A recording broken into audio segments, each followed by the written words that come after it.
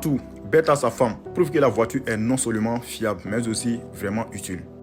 L'exploit a un écho énorme dans les médias. Avec ça, le grand public est convaincu. La voiture de Benz n'est pas juste un pari fou, mais un vrai symbole de progrès. Personne n'est convaincu, on n'est pas intéressé, c'est inutile, dangereux. Jusqu'au jour que sa femme, Bertha, décide de prouver que ça fonctionne. Sans prévenir, elle prend la voiture et parcourt 106 km pour aller voir sa mère. À l'époque, c'est le plus long trajet jamais fait en voiture. Ce trajet va tout changer. Grâce à cet exploit, Carl gagne en confiance et en autorité. Il commence alors à vendre ses voitures, posant les bases de sa propre entreprise, Benz & Cie.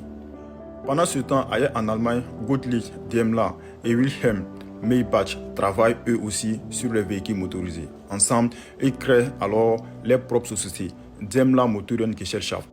En 1900, Daimler Motoren Gesellschaft lance une nouvelle voiture qu'il appelle Mercedes, en hommage à la fille d'un de leurs plus gros clients, Emil Jelinek. Les modèles, la Mercedes 35 HP, sort en 1901 et change complètement la donne. Plus puissant, plus moderne, mieux conçu. À partir de là, le nom Mercedes devient un symbole de performance et d'innovation. Mais après la Première Guerre mondiale, les temps sont durs. En 1926, Benz & Cie et DMG décident de fusionner pour survivre. C'est la naissance de Daimler-Benz AG.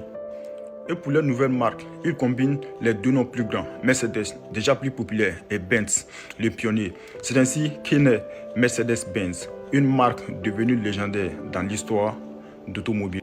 Donc si tu as aimé la vidéo, il faut t'abonner, il faut liker et partager avec tes amis.